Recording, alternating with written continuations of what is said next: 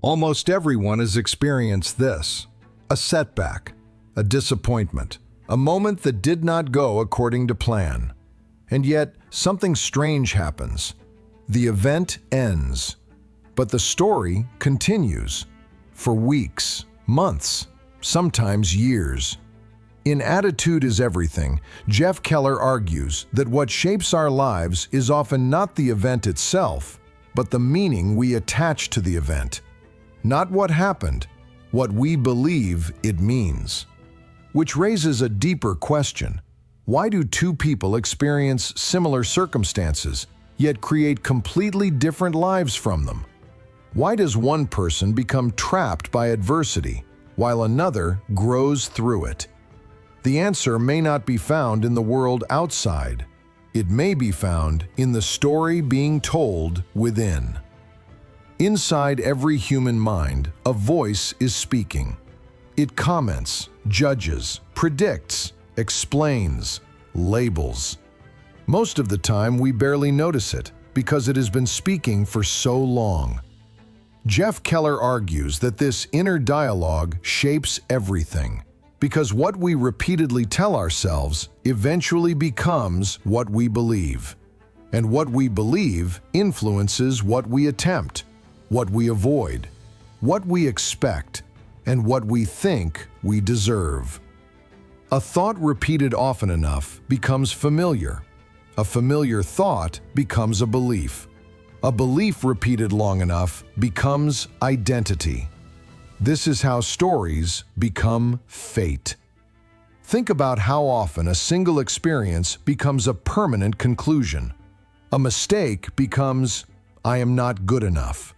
A rejection becomes, "People do not value me." A failure becomes, "I am not capable." The event disappears.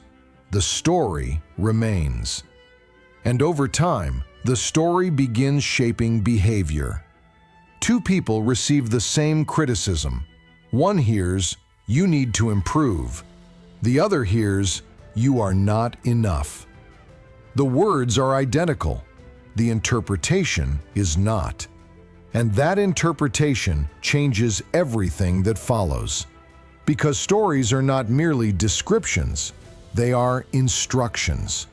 They tell us who we are, what is possible, and what we should expect from life. The question is not whether you have a story. Everyone does. The question is whether the story is helping you grow or keeping you exactly where you are.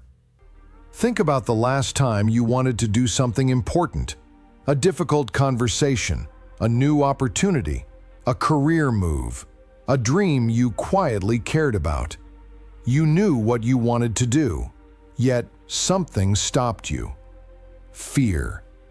Most people assume courage comes first, then action follows. But psychology suggests something different. Often, action comes first, then courage follows. Jeff Keller makes an important distinction. Fear is not the problem. The meaning assigned to fear is the problem. Because fear and excitement often feel remarkably similar. A racing heart, heightened awareness, increased energy, the body preparing itself for something significant. Yet one person interprets those sensations as danger. Another interprets them as readiness. The physical experience is nearly identical. The story is different. And from that story, two completely different futures emerge. One person retreats. One person moves forward. The fear was never the deciding factor. The interpretation was. Many of the opportunities that shape our lives arrive carrying uncertainty. No guarantees, no certainty, no perfect moment. Just a choice. Move or remain still. The people who eventually become courageous are rarely fearless. They simply stop treating fear as a command. They learn to act while uncertainty is still present. And each time they do, their confidence grows. Not before action, after it. One of the most uncomfortable questions we can ask is this: how much of what we believe actually belongs to us? Because many of our interpretations were never consciously chosen. We inherited them from parents, teachers, friends, communities, cultures, long before we had the awareness to question them. Jeff Keller observed that attitudes spread between people, and modern psychology agrees. Emotions are contagious, beliefs are contagious, expectations are contagious. Spend enough time around people who see limitations everywhere, and limitation begins to feel normal. Spend enough time around people who see possibility, and possibility begins to feel realistic. The people around us shape what we consider achievable, what we consider normal, and what we consider impossible. Perhaps the most powerful beliefs in our lives are not the ones we consciously chose. They are the ones we absorbed, quietly, without noticing, through atmosphere, through repetition, through years of exposure. Some of the limits we carry today may not even belong to us. They may belong to someone who handed them to us long ago, and we simply never thought to hand them back. There is a version of positive thinking that promises far too much. Think differently, believe strongly enough, and everything will magically improve.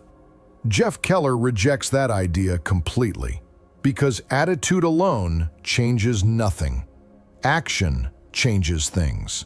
Attitude simply determines whether action becomes possible. A changed perspective does not complete the journey. It begins the journey. It removes the internal resistance that prevents movement, but the movement still has to happen. The conversation still has to be had. The application still has to be submitted. The business still has to be started. The book still has to be written. Behavioral psychology repeatedly demonstrates something important. Confidence is often the result of action, not the prerequisite for it. Many people wait to feel ready, but readiness rarely arrives first. Action creates evidence. Evidence creates belief.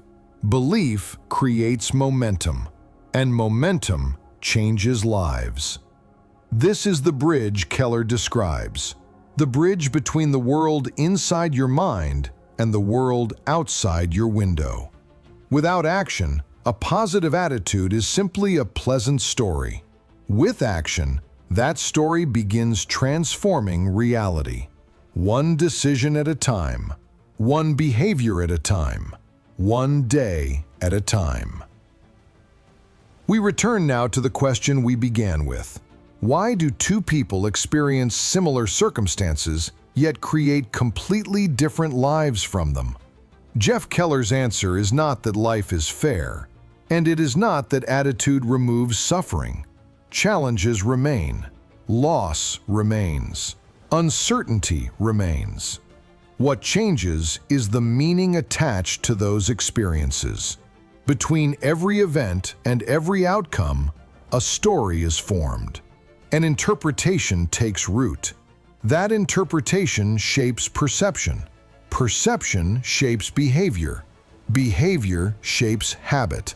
Habit shapes character. And character shapes the direction of a life. The circumstances may have been similar, but the meaning was not. And perhaps the meaning was shaping everything all along. Most people spend years trying to change their circumstances. Far fewer examine the lens through which they see those circumstances. Yet that lens may be influencing far more than they realize. The two people who enter the same room and see different things are not looking at different rooms. They are looking through different windows. The window can be cleaned. The lens can be adjusted. The story can be rewritten. But first, you must realize the story exists.